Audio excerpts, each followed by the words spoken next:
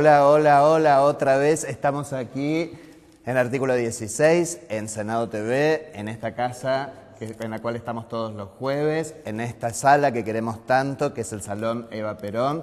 Y bueno, con este programa que nos gusta muchísimo hacer, que disfrutamos plenamente, este programa que justamente se llama Artículo 16, porque se trata justamente de eso, de hablar de la igualdad. El artículo 16 en la Constitución es el artículo que habla sobre la igualdad. Y se trata de hablar de la igualdad, de la mayor inclusión. Siempre tenemos temas e invitados con los cuales hablamos sobre esto, sobre cómo hemos avanzado en materia de igualdad en diferentes temas y cuánto nos falta todavía avanzar. Y hoy la verdad que tenemos un tema interesantísimo para hablar respecto de este tema. ¿No es así, Alex? Así es, porque nosotros además encaramos la igualdad y cómo la fuimos entendiendo a lo largo de la historia. El propio concepto de la igualdad lo hemos ido deconstruyendo y construyendo en función de los cambios culturales, de los cambios históricos. Aquí en el Senado de la Nación y por el Senado TV, entonces, vamos a presentar este programa con una columna que preparó José María para arrancar este jueves.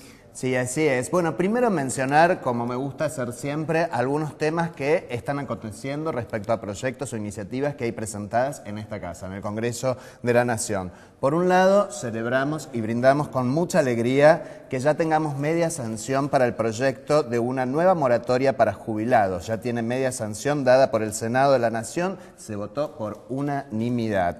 Esto lo que busca es justamente ampliar, hacer una segunda etapa de lo que ya fue el plan previsional que hubo, ¿se acuerdan? Antiguamente una moratoria allá por el 2005. En aquella oportunidad, y llegando hasta ahora, hasta el 2013, gracias a ese plan de moratoria hemos logrado que 3 millones más de personas puedan jubilarse en la Argentina. O sea, es decir, pasamos de un 63,6% que había en el 2002, sí, a un 93,8% en el 2013. Vamos por la brecha que falta, ¿no? Por ese 7%. Exactamente, con lo cual este nuevo plan de moratoria previsional seguramente va a permitir que unas 500.000 nuevas personas logren tener su jubilación. Fundamentalmente está destinado a monotributistas y autónomos que, habiendo cumplido la edad jubilatoria o por cumplirla a partir de los 2 años que entre en vigencia este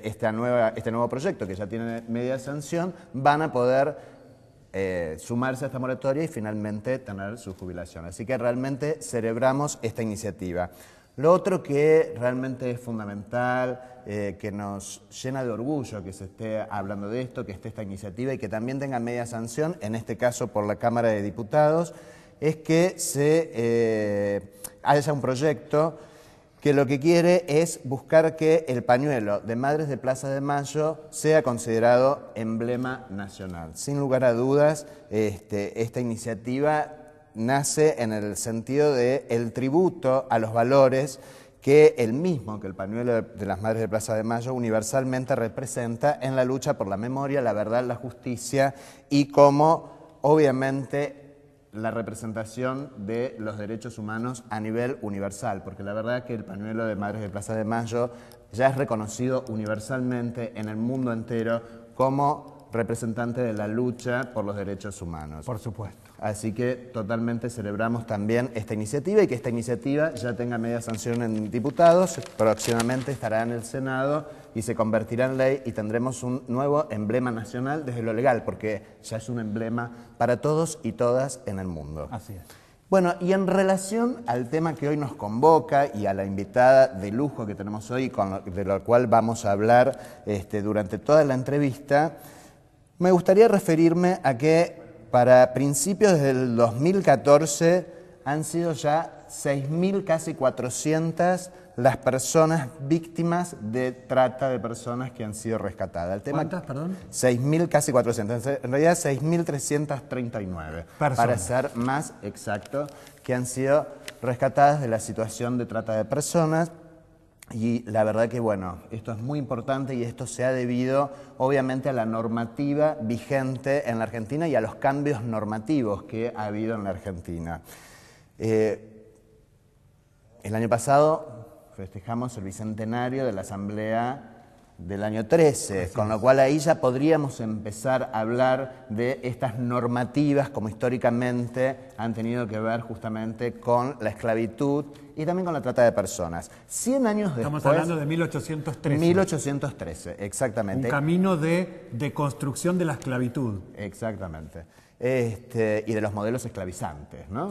100 años después surge en la Argentina y es emblemático en toda América. 1913. En 1913, y casualmente el 23 de septiembre, que es el día que se sanciona la Ley Palacios, se considera, justamente por esa sanción, el Día Internacional contra la Trata de Personas. Y es debido a que la Ley Palacios, que es la primera que en América, en todo el continente, es la primera normativa a nivel continental que de alguna manera trata el tema de la explotación sexual y la esclavitud. Qué consecuente, digo, con nuestro país que ha hecho aquella epopeya de Mayo, que le llamamos Revolución de Mayo y que continúa hasta hoy, y que contribuyó a que otros pueblos se liberen. Cómo Argentina ha sido pionera en enfrentar las desigualdades, la esclavitud, las cadenas y buscar la independencia. Y entonces en Exactamente, 1913. Eso fue en 1913.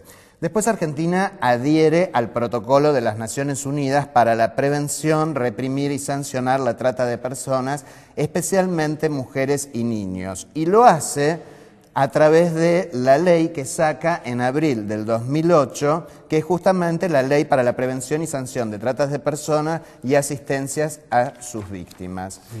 Esa ley es la que nos permite tener, digamos, esta cantidad de víctimas que han sido asistidas, que hablábamos recién, las 6.339, y a finales del 2012, y esto está relacionado con el fallo de Marita Verón. ¿Se acuerdan de la causa de Marita Verón? Que todo el pueblo argentino ha estado atento a esa causa y que celebró de alguna manera que haya impulsado ampliaciones y políticas, ¿no? Exactamente. Y justamente lo que cuando pasó esta causa y cuando estuvo el fallo, en realidad no cuando pasó la causa tiene más de 10 años, digamos, pero en realidad cuando se tuvo ese fallo donde en un primer momento dejó a 13 personas en libertad y demás, esto tuvo que ver con que se sancionara o se hicieran cambios en la ley que se había sancionado en el 2008, y entonces tuvimos una nueva ley que amplía las condenas, que acelera los procesos judiciales. Una cuestión muy importante, elimina el consentimiento de la víctima como elemento exculpable para la responsabilidad de los responsables de promover la prostitución y explotar a la víctima. Muchas veces la víctima contribuía, porque una víctima apropiada, secuestrada, tan persuadida, alienada, enajenada, termina repitiendo el discurso del victimario y termina justificándolo, yo elegí estar ahí y cosas semejantes. Y eso fue eliminado por esta ley, ¿cómo es? La ley es la 26.842 y lo que viene a hacer es la modificación de la ley 26.364, que es la ley para la prevención y sanción de la trata de personas y asistencia de sus víctimas. Y que decías que entre sus impactos elimina algo que tiene que ver con cuando las personas... Claro, cuando las personas, la víctima propia de trata, digamos, consciente y dice, no, bueno, yo estoy haciendo esto por una decisión propia, digamos que quiero hacer esto, y que en realidad, como vos bien decís, esto tiene que ver con parte del manejo de la explotación de esa persona, digamos, de cómo justamente esa persona, digamos, ha sido secuestrada, digamos, también desde lo emocional, también desde sus decisiones y desde su manera de pensar y ver la vida, porque ha quedado, digamos, atrapada en esa situación. Con lo cual, donde también se mezcla el miedo y un montón de circunstancias que seguramente vamos a hablar con nuestra invitada, que ya nos está esperando. Pero bueno, esta ley, digamos, como que amplía y además también es muy importante por un lado, reconocer este delito como un delito federal, digamos, porque esto hacía que, digamos, las causas cursaran de manera diferente en cada provincia. Además, ya sabemos de la importante relación que hay geográficamente entre las diferentes provincias, cómo la trata involucra, digamos, recorridos nacionales e internacionales. Me están pidiendo que redondee, así que voy a apurarme un poco. Y también una cuestión muy fundamental, que la ampliación hace, digamos, que se amplíen los derechos hacia las víctimas. Recordemos que en el medio de esto, cuando estaba antes de salir esta ampliación y esta modificación de la ley, lo que sale es el decreto del Gobierno de la Nación para prohibir la publicación de avisos en los medios gráficos respecto al tema de la situación de prostitución y la explotación sexual. ¿Vos qué querés agregarnos en relación a bueno, esto? Cuando nosotros pensamos con qué íbamos a abrir el programa, coincidíamos. Nosotros somos abolicionistas en materia de prostitución. Nosotros no entendemos de ninguna manera que la prostitución puede ser denominada como trabajo. Y en ese sentido estuve buscando, y justamente vos mencionabas, mi esposo, vamos por el mismo camino los dos. Quiero ir también atrás en el tiempo. 1937, 11 de enero. 1937, nuestro Estado publica en el Boletín Oficial, el Poder Ejecutivo, una ley que es la 12.331, llamada Ley de Profilaxis. Entre los impactos de esa ley, nosotros tuvimos que hacernos ¿qué cosa? El análisis prenupcial. Exactamente, porque es la ley que indica los análisis prenupciales. Pero también esa ley, y es muy importante, porque en nuestra normativa argentina, hacia atrás en el tiempo, aparte de la Asamblea del año 13, con la libertad de vientres y todo, en 1937, esta ley en su artículo 15 dice que queda prohibido, presten atención, queda prohibido en toda la República Argentina el establecimiento de casas o locales donde se ejerza la prostitución o se incite a ella. O sea, nuestro país tiene una normativa abolicionista de la prostitución desde 1937, que sigue vigente, que prohíbe en todo el territorio nacional el establecimiento de casas para el ejercicio de la prostitución.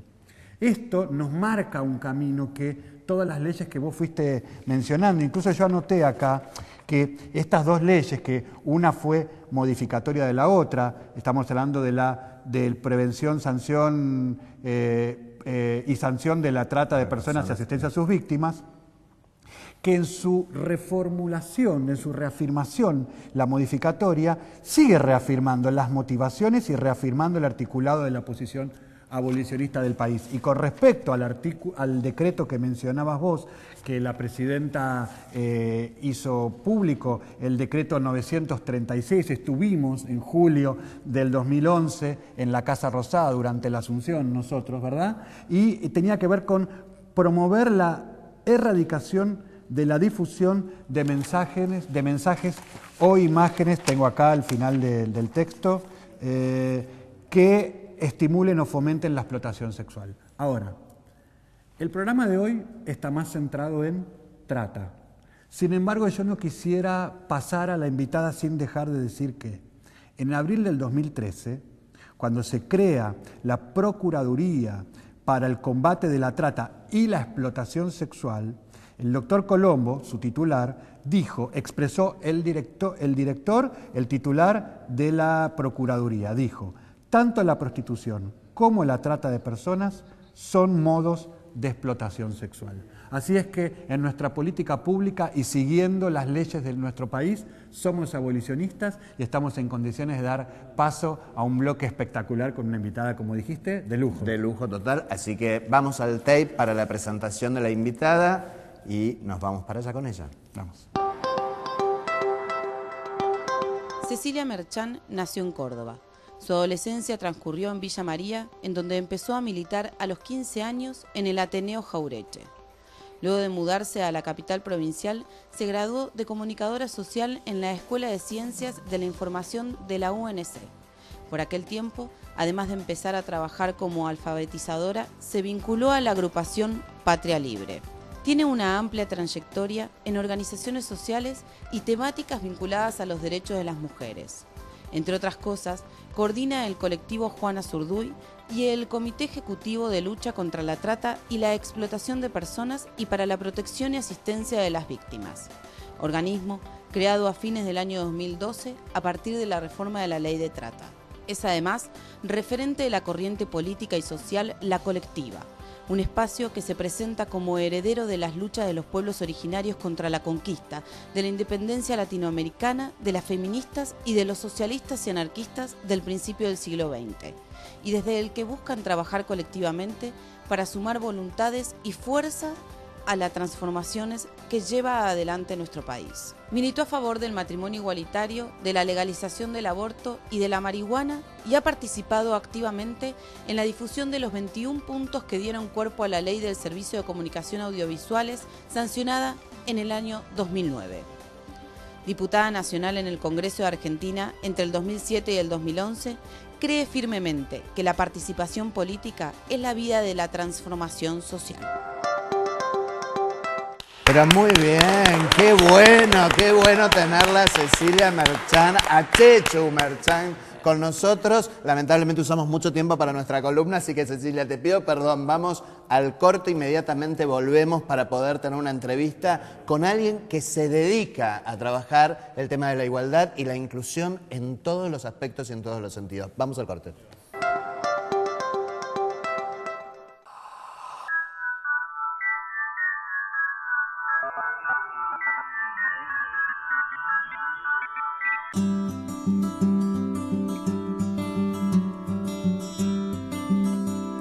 Donar es dar la vida, es dar amor, es la salida, es un comienzo para que estemos mejor. Donando en cada gota yo soy vos y vos sos un poquito yo. Dona que esta es tu casa, que en mi cuerpo todo pasa. Hermano, yo te doy mi corazón. Sangre bien latina, esta es mi sangre, es argentina, es para vos. Estaré a lo largo y a lo ancho en mi nación, con fuerza desde el centro de mi pecho. Este camión va a recorrer todo el país. Si lo ves, dona sangre. Un poco de vos puede hacer mucho. Una luz en tu corazón, yo estoy.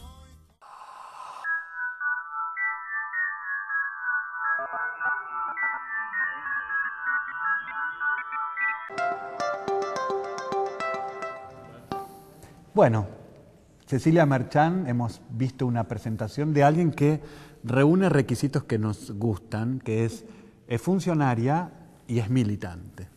Y nos gustan las personas que recorren y tienen un recorrido histórico en el territorio.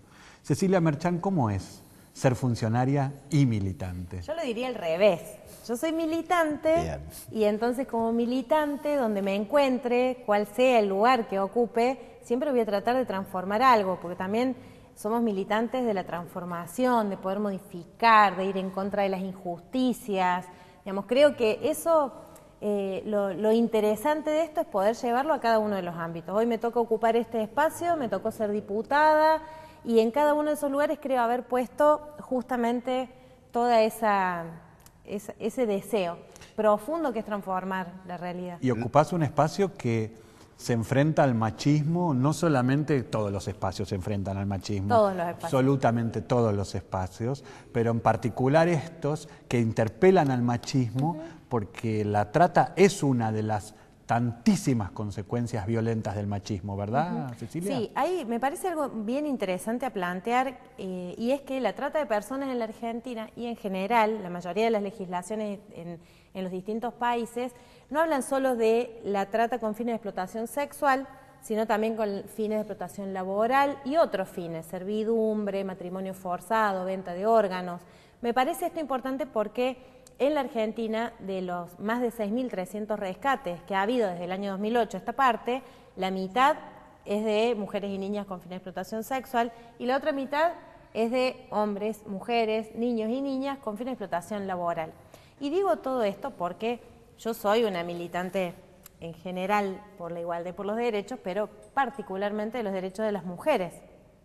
Entonces, claramente, lo que es el machismo es algo que uno ya tiene incorporado. Lo incorporé desde que mi abuela a los 6 años me explicó que era analfabeta porque era pobre, porque era del campo y porque era mujer. ¿Qué es el machismo? Así que, si pudiéramos decirle a la audiencia.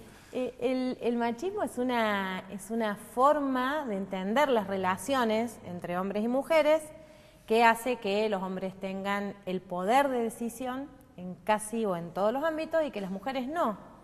Entonces, esto lleva a un nivel de desigualdad tan grande que violenta en todos los ámbitos. Los niveles de desigualdad violenta que no podamos ocupar los lugares con la misma facilidad, violenta que en la casa los roles estén totalmente disociados, violenta que los hombres crean que consumir el cuerpo de una mujer es algo normal, ¿no? Que gozar ellos sobre el cuerpo de la mujer y que la mujer no pueda gozar es algo natural. O de otro hombre. Sí, o de otro hombre, claro. En realidad ahí, y a lo que estás agregando, me gustaría, nosotros tenemos una concepción inclusive más amplia, Totalmente. que sale de lo binario en relación al machismo, y en este sentido sí tomar esta cuestión que vos venís planteando, que es el abuso de alguien que detenta más poder sobre alguien que tiene menos poder. El perverso abuso. El perverso abuso de ese poder. Y entonces podríamos agrandarlo casi al extremo de decir, inclusive hay países más poderosos que abusan de otros países, y ahí también está la idiosincrasia propia del machismo. Por eso creo que es importante por ahí que en todas estas cuestiones que contempla la ley, que contemplan, digamos, las miradas también de las leyes en otros países y de las convenciones internacionales respecto a la trata de personas, lo que tiene que ver con no solamente la explotación sexual, sino también con la explotación por trabajo, digamos, la laboral, y gracias por decir laboral, porque me parece que trabajo es otra palabra que no deberíamos usar en este caso. El trabajo dignifica. Exactamente. Lo mismo que la explotación infantil para las cuestiones laborales. Que siempre decimos trabajo infantil y creo que deberíamos erradicar la cuestión del trabajo porque no es trabajo justamente. Y creo que ahí también se ve esto que vos planteabas, ¿no? Del machismo y de justamente, nosotros solemos decir que el machismo es el padre de las desigualdades y el padre por ende de todas las violencias, fundamentalmente de la violencia de género, pero de todas las violencias. Y que es una perversa distribución de poder. Sí, por supuesto. Además, tiene que ver con un montón de cosas, ¿no? Con muchas cosas el machismo. Principalmente tiene una base económica. Y es que todo el sistema capitalista, un sistema desigual que lleva siglos, ¿no? Como vos decías, con países que gobiernan, con países que son súbditos de estos otros países, o que algunos que tienen que entregar su materia prima solamente para que los demás puedan vivir mejor, etcétera, requiere que haya un trabajo que no se paga. Las brasileras, hay unos estudios que dicen que si se incorporara al Producto Bruto Interno el trabajo llamado doméstico, que sería el trabajo de la reproducción. Cuando alguien va a trabajar, se cuenta la hora desde que empieza a trabajar hasta que termina. No se cuenta que llegó a la casa, que lo esperaron con comida, que le hicieron cariño, que tuvo abrigo, que después a la mañana hubo un peinado para que el niño o la niña vaya a la escuela, etcétera, etcétera. Ese trabajo no se contabiliza y ese trabajo lo hacen en un 95% las mujeres, ¿no? Y me parece que eso es importante. Si eso se incorporara al Producto Bruto Interno, sería un 30% del Producto Bruto Interno. Entonces, partimos de una base de desigualdad que tiene que ver, obviamente, con una situación económica, con una realidad económica. Y para volver al tema de trata, también estamos hablando de más o menos lo mismo. Dentro de un sistema desigual, donde obviamente quienes tienen poder y quienes no lo tienen, donde no se distribuye del mismo modo, evidentemente en ese sistema donde ya existe la explotación, existe la violencia, existen una cantidad de situaciones de desigualdad, hay además una situación de esclavitud por debajo que es de la que no se habla o no se hablaba en la Argentina. Cecilia, recién José María hablaba de las palabras, porque el peso que tienen, cómo construyen realidades y la ausencia de palabras, cómo nos debería llamar la atención. Como bien decías vos, decir trabajo infantil no solo crea una realidad artificial de que eso es trabajo, sino que elude decir explotación. Exacto. Elude. Lo mismo yo particularmente planteo con la cuestión de la prostitución. Exacto. El prostituyente elude asumirse como explotador. Exacto. Eludimos como sociedad ver esa situación como una situación de explotación. Y entonces yo te pregunto, porque en tu área de trabajo vos nos contabas cómo tu rol tiene que ver con enlazar, armonizar políticas, trabajar con todos los ministerios, y te encontrás con ese machismo que traemos hombres y mujeres, todos y todas, y que nos cuesta y se dirime la palabra, se discute la palabra, ¿no es cierto? ¿Es así? Sí, claro. Creo que tampoco existe o sirve decir solo trata, sin decir trata para explotación, justamente, y explotación sexual y explotación laboral. A mí me parece, ustedes hablaron hace un rato de algunas cuestiones que son muy importantes, que tienen que ver con nuestra historia.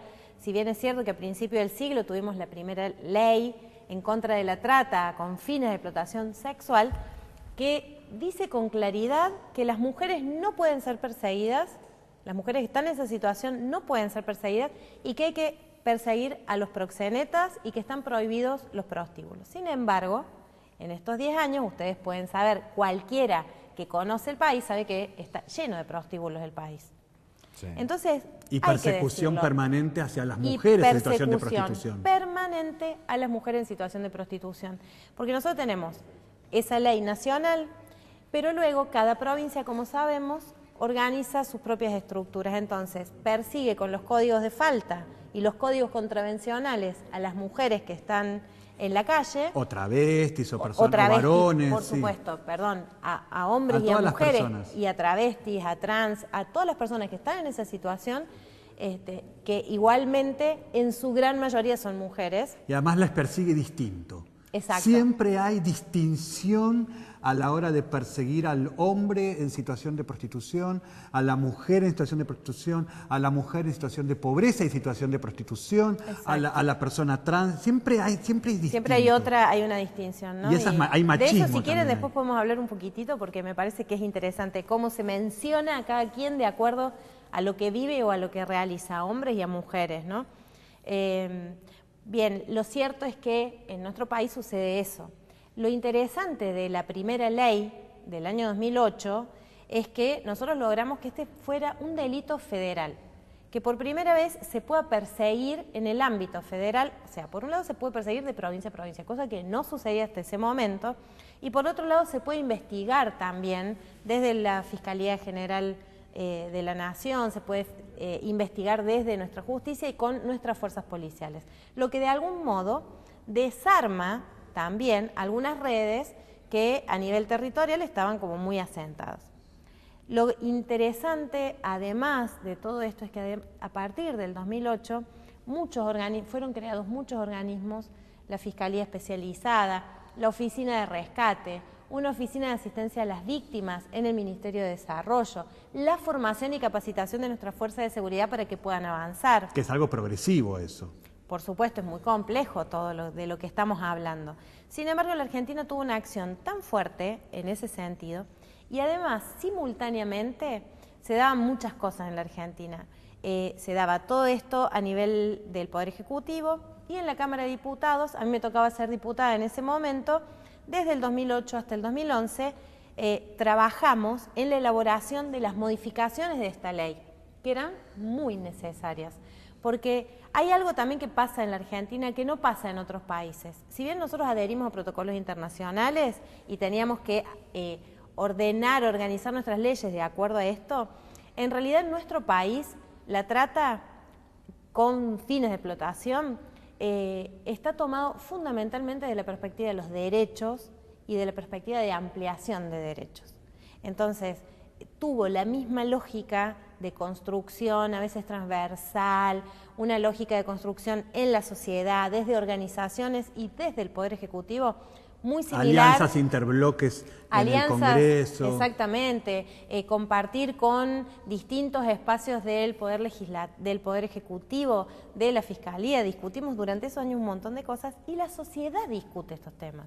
En el medio en que discutíamos esto logramos la ley de matrimonio igualitario, logramos la ley de identidad de género, que es fundamental para el tema de trata, digamos, justamente por las personas trans que son lanzadas a la prostitución. La ley en contra de la violencia hacia las mujeres, una ley del peón rural que por primera vez se puede conquistar después de tantos años de convenios colectivos de todas las áreas menos de esta. La ley que también protege a las trabajadoras de casas particulares, y así podemos seguir mencionando la ley de femicidio, podemos mencionar políticas públicas como la asignación universal.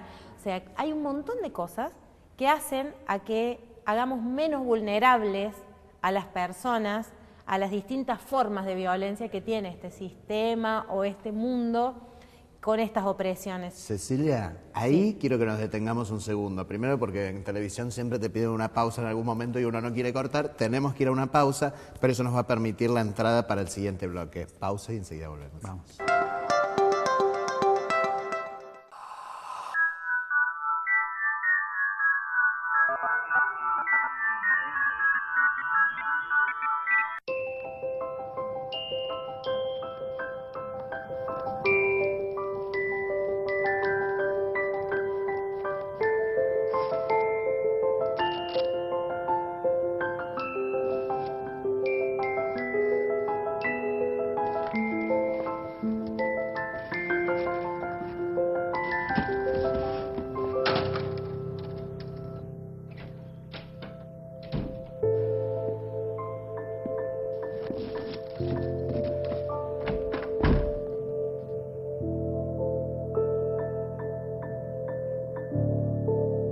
Hay niños que juegan a ser invisibles.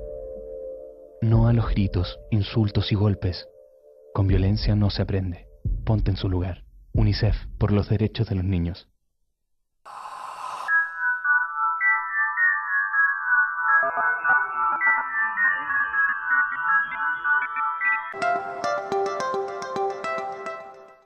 Bueno, y acá estamos, seguimos con Cecilia Merchán. Estamos hablando de un tema muy fuerte, de un tema difícil, de un tema que todavía faltan muchas cosas por seguir avanzando para encontrar respuesta y para terminar con esta explotación, con lo que significa la trata de personas con fines de explotación, ya sea tanto sexual o laboral, como vimos. Y en esta gestión que está haciendo Cecilia en el Comité Ejecutivo para la lucha contra la trata y la asistencia de las víctimas, hace poquito han sacado una campaña. Me gustaría que la veamos a la campaña. Habla del fútbol, de no manchar la camiseta. Vamos a ver el video. Por favor, señor director. Durante eventos deportivos multitudinarios, como la Copa del Mundo que se está desarrollando en Brasil, la demanda de sexo a cambio de dinero suele aumentar, dando lugar a todo tipo de actividades ilícitas por parte de las mafias de la trata. Se estima que solo durante el Mundial el negocio de la prostitución moverá en Brasil $1.000 millones y que habrá 300.000 casos de tráfico de personas. Es por esto que la Conferencia de Religiosos de Brasil presentó la campaña Juegue a favor de la vida, denuncie el tráfico de personas, para prevenir sobre la explotación sexual durante la Copa del Mundo. En sintonía con esta propuesta y para concientizar tanto a los argentinos que viajen a Brasil como a quienes se queden en el país, desde el Comité Ejecutivo para la Lucha contra la Trata de Personas realizaron un spot especial que está siendo transmitido en Fútbol para Todos, para concientizar sobre el hecho de que aquel que paga por sexo financia, directa o indirectamente, a los explotadores. Argentina, Argentina,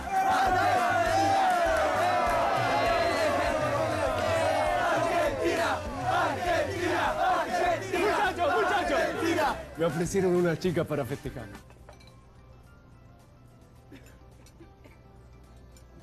Fracasado. Pecho frío. Amargo. Muerto. Cualquiera. Qué move. En los grandes eventos deportivos, miles de mujeres y niñas son captadas para ser sometidas a explotación sexual. No manches la camiseta. Argentina, Argentina. Desde 2008, el Estado Nacional rescató 6.604 víctimas de trata. Llámanos al 145, línea gratis las 24 horas en todo el país. Paremos la trata. www.comitecontralatrata.gov.ar. Argentina nos incluye. Presidencia de la Nación. Muy bien, la verdad, tener esta campaña Es buenísimo. tener en nuestro país, la verdad que esto nos tiene que enorgullecer y agradecerte, Cecilia, porque vos tenés que ver plenamente con que esta campaña esté presente, y creo que a todo lo que venías mencionando, ¿no? Para tener esta mirada integral, digamos, tendríamos que hasta agregar, digamos, la posibilidad del fútbol para todos, que es donde esta campaña también se está transmitiendo, digamos, como uno de otros avances, digamos, esta cuestión de la accesibilidad, porque esta campaña la estamos viendo todos y todas las argentinas cada día en los partidos en el Mundial. Así que fíjate vos, esto más también tiene que ver con esta enumeración que hiciste de leyes y de políticas que han permitido, digamos, menos vulnerabilidades y entonces, como vos decís, lograr tener una respuesta más eficaz al tema tan terrible como es la trata de personas con fines de explotación. Sí, yo creo que haber logrado esta campaña, que este es el inicio de una campaña que va a durar hasta fin de año. Durante el Mundial queríamos tener justamente claridad a la hora de hablarle a los hombres que a veces creen que se juntan y parte de la fiesta puede ser la explotación. No es parte de la fiesta. Una cosa es festejar, una cosa es divertirnos y otra cosa es explotar a otra persona. Nunca puede ser un motivo de alegría, ni de festejo que estemos aprovechando y violentando a otras personas y explotando a otras personas. Y además me parece que el objetivo de la campaña fue justamente a veces ocurre lo contrario. Cuando algún hombre en un grupo dice, no, yo no quiero ir, los otros le dicen pecho frío, le dicen muerto. O sea, esto como dar vuelta al revés de lo que sucede para que podamos ir modificando justamente estas conductas. Yo creo que hay varias cosas importantes de esta campaña. Por un lado, que se está viendo en Fútbol para Todos. Por otro lado, que no hace hincapié en las personas que son víctimas. Nada, de acá hasta fin de año vamos a tener una campaña todo el año en contra de la trata, donde no se va a mostrar una sola persona ni de fantasía, ni parecida, ni o sea, no que se va a estigmatizar interpela a las personas. Circunstancias que contribuyen con la trata. Exactamente, interpela la circunstancia y a los actores que contribuyen, no a las personas que son víctimas. Porque las revictimizás, si no. Claro, la mayoría de las, por más con excelente buena voluntad, con mucho esfuerzo, se han hecho campañas interesantes incluso, pero donde el foco está puesto en las personas que son víctimas. Lo que intentamos en esta es que no aparece en ninguna de todos los spots y materiales va a aparecer una víctima. Contame, Cecilia, contanos, ¿fue difícil? Porque esta perspectiva que compartimos absolutamente se encuentra justamente con el machismo que dice, no, pongamos dos putas, y no, o sea, esta perspectiva igualitaria. Porque además recordemos que todavía muchos comunicadores sociales, muchos periodistas, al referirse a la trata, hablan de trata de blancas. Sí. Porque las palabras construyen realidades, la ausencia de palabras nos interpela qué es lo que no queremos decir. Y lo que sucede es que hubo un tiempo en el mundo en el cual el tráfico de personas negras era legal. O indias. Era legal, o indias. Entonces el delito era traficar personas blancas. Ahora, estamos hablando de trata de personas. Y muchos comunicadores y muchos periodistas todavía tiñen ese lenguaje con expresiones racistas, además. Entonces yo te pregunto, ¿qué fue difícil en esta construcción de este material que vimos, en interpelar esa cultura? Lo que fue interesante, fue un proceso muy interesante, porque se imaginan, trabajamos con la Secretaría de Comunicación de la Nación, trabajamos con una agencia que fue quien producía, con creativos que producían este material, y con los 4 ministerios que constituyen el comité, y por supuesto con la coordinación del comité, que es de jefatura de gabinete. Muchos varones. Muchos varones, por supuesto. Que se sintieron interpelados. Sí, claro, pero... Porque voy a decir, nosotros los varones hemos asistido a esa escena toneladas de veces. Los hombres y mujeres que rodean a la presidenta, de todos los partidos políticos, de todos los sectores sociales, sabemos y hemos sido parte de este tipo de lenguajes, situaciones. Entonces estuviste interpelando varones. Sí, me parece que fue muy interesante porque todo el tiempo volvían propuestas que trataban de alejar. Vuelta, que alejaran esta perspectiva, ¿no? Incluso con buena voluntad. Por ejemplo, con los creativos muchas veces la discusión era, bueno, pero ¿cómo hacemos que tenga impacto? ¿no? ¿Cómo hacemos que tenga impacto esto? Y nosotros volvíamos a la carga con Y ya estaba nuevas... teniendo un impacto que trataban de evitar. Claro, quizás Que es que sí. trataban de evitar esta perspectiva. Eso es un impacto de esta Y sí, perspectiva. yo creo que en realidad lo que estamos midiendo como podemos en este corto tiempo es ver lo que genera este spot.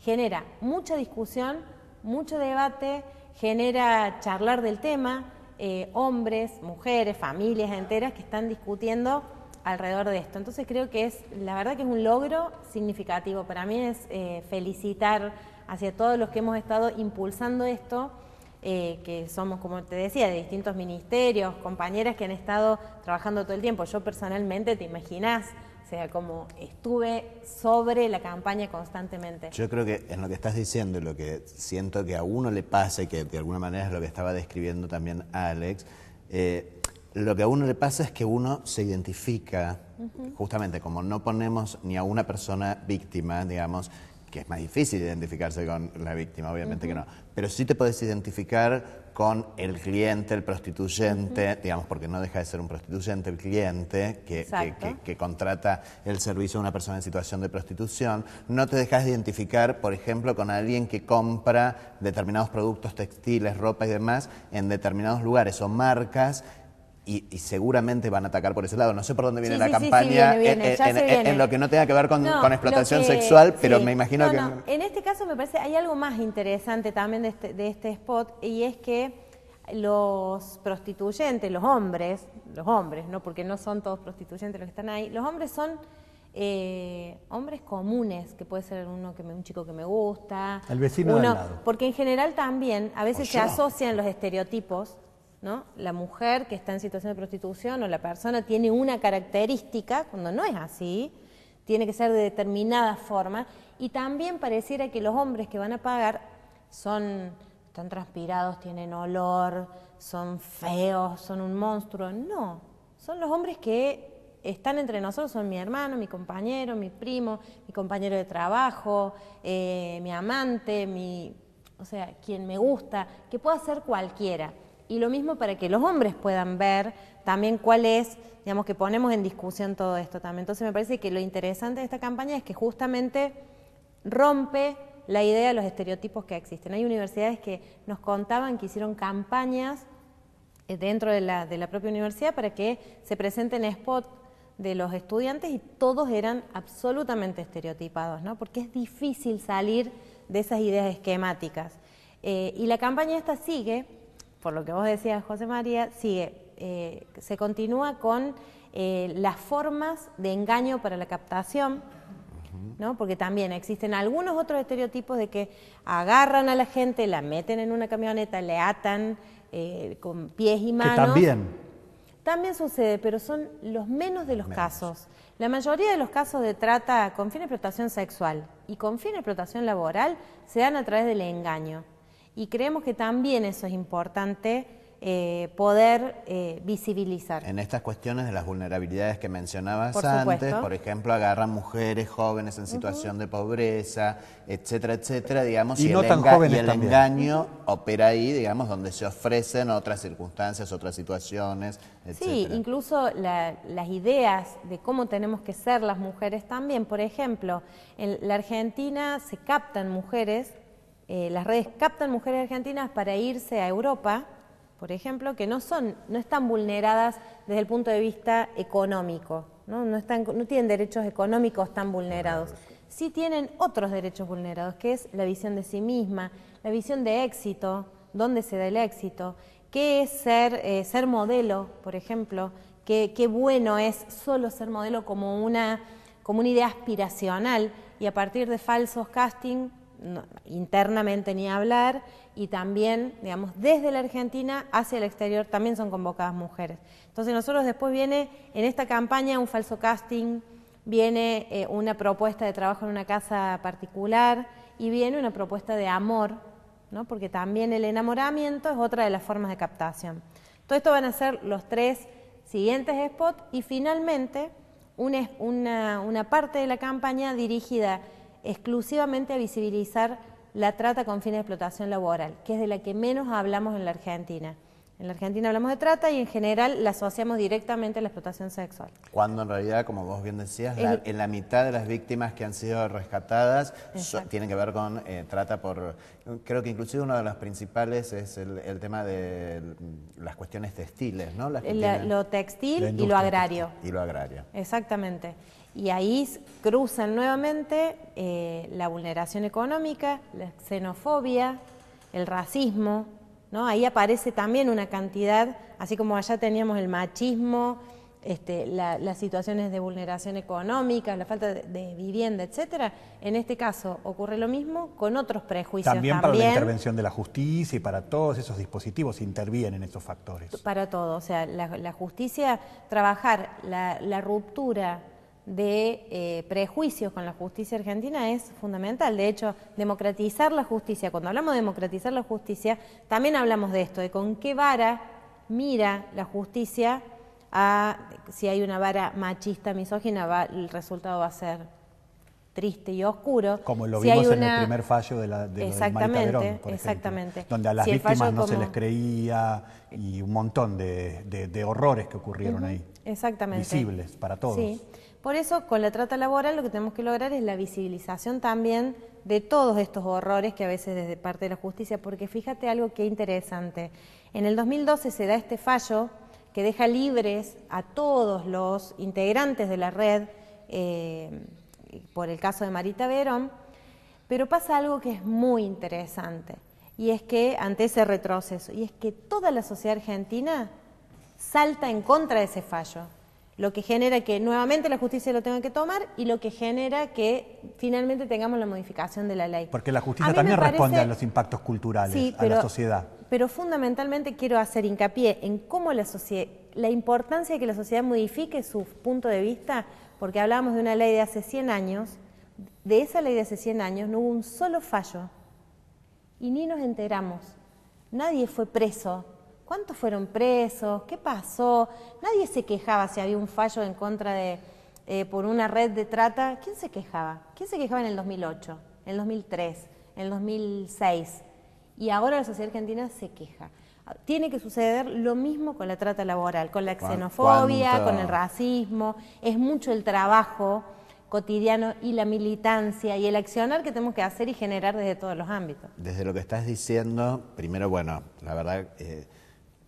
reconocer el trabajo incansable de Susana Trimarco, porque evidentemente tiene que ver absolutamente con esto que vos estás mencionando y con este cambio que tiene que ver con ya cuestiones que van más allá de las leyes, de las normativas, de la implementación de políticas públicas, de este trabajo que vos venís describiendo, donde no solamente hemos avanzado en normativas e implementación de políticas públicas, sino en la integración de políticas públicas, en un abordaje mucho más integral. Pero justamente quería preguntarte cuáles son las brechas, qué es lo que falta. Y como estás mencionando todo esto que tiene que ver más con lo cultural, me parece que es el momento para preguntarte eso. Sí, buenísimo. Yo creo que el avance, yo creo que durante estos años, por lo menos la conclusión personal que saco de todo lo que tiene que ver con estos avances es esto, ¿no? Una sociedad que ha hablado de los temas, que los ha sacado de abajo de la alfombra y los ha puesto a ver, ¿no? Los ha puesto en discusión. ¿Qué falta? Falta un montón. Falta muchísimo, porque sigue existiendo la trata en la Argentina. Entonces a nosotros nos falta seguir trabajando en la prevención, nos falta en la asistencia de las víctimas ser absolutamente integrales en el abordaje, con lo difícil que es la asistencia de las víctimas de trata. No es una asistencia igual, se hace un montón en la Argentina, tanto desde el Ministerio de Justicia como el Ministerio de Desarrollo Social, pero nos falta el seguimiento. Y también el Ministerio de Trabajo. También el Ministerio de Trabajo, perdón. O sea, tenemos bueno, la Secretaría de Deporte, Fútbol para Todos, ya lo estamos viendo, digamos. Claro, cada uno está poniendo lo suyo, pero siempre falta.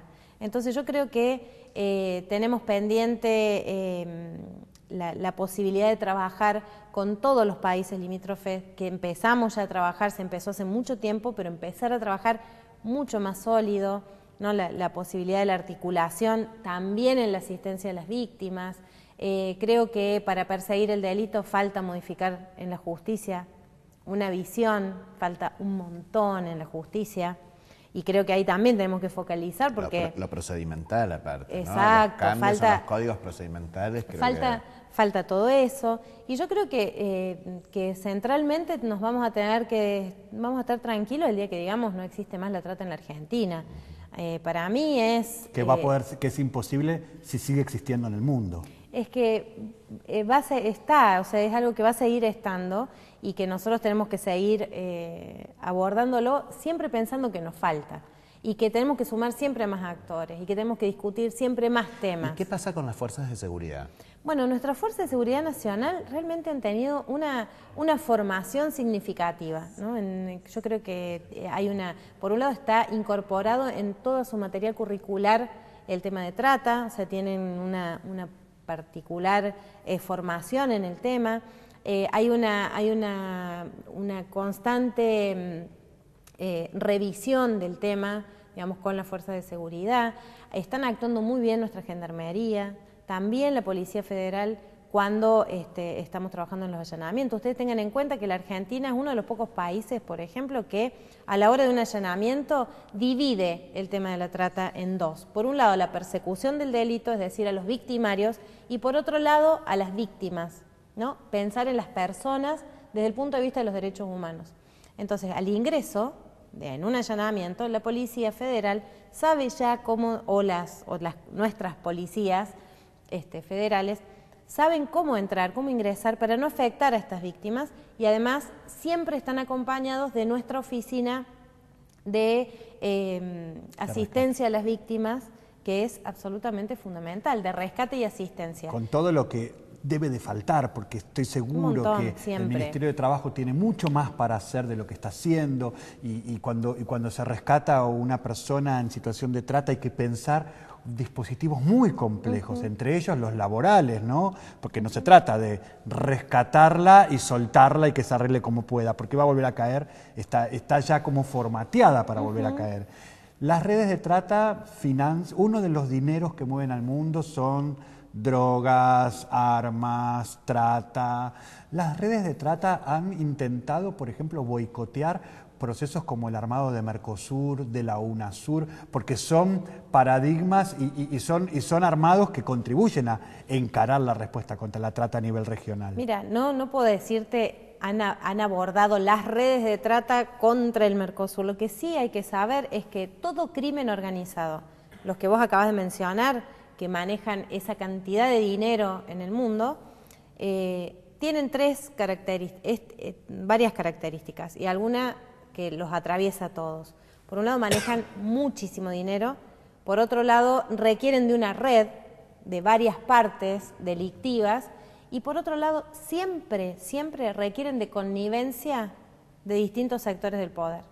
Sin esa connivencia tampoco existirían las redes de trata. Y uno de los sectores del poder claramente es la sociedad, es un sector de poder que cuando se organiza y discute puede dar vuelta a un fallo, puede imponer una ley.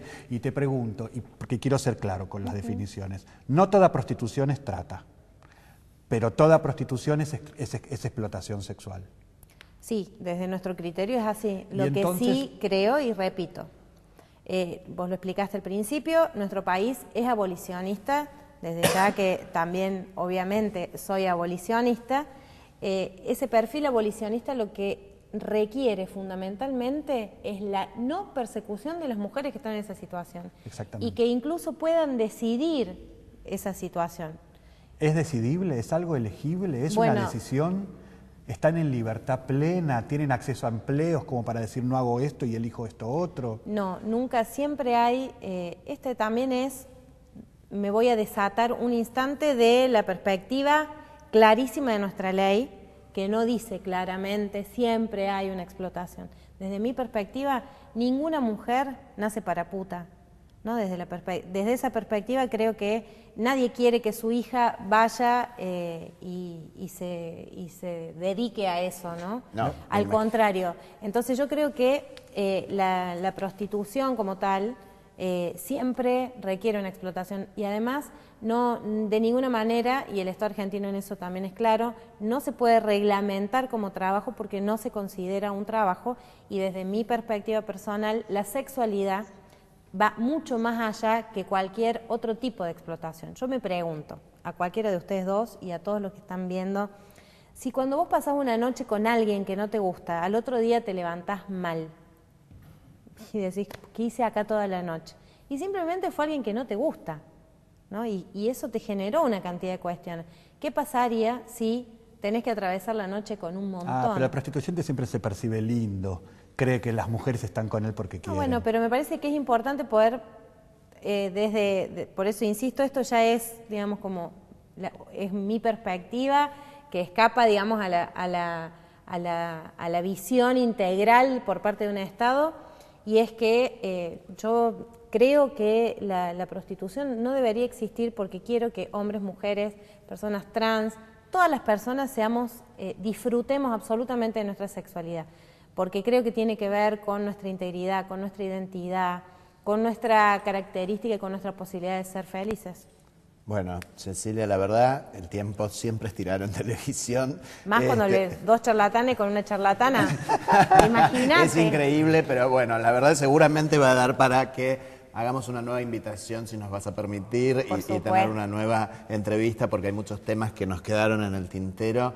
La verdad que celebramos que vos estés coordinando el comité, que se produzca lo que se está produciendo, tanto como campaña como todas las políticas y el trabajo que estás haciendo de integración, que es lo que hace justamente este comité ejecutivo, integrar todas esas acciones, esas políticas públicas, todos los ministerios, digamos. Así que bueno, felicitarte y brindar con vos. 2 veces, por favor. 2 veces. El número de la línea es el 145. El 145, donde además de ser gratuita, también se puede hacer la denuncia de manera anónima. Anónima. Recordalo, el número es 145. Si sospechás de que acá hay un prostíbulo, que hay alguna situación de trata laboral, 145. Es anónimo. También está en nuestras manos cambiar esta realidad.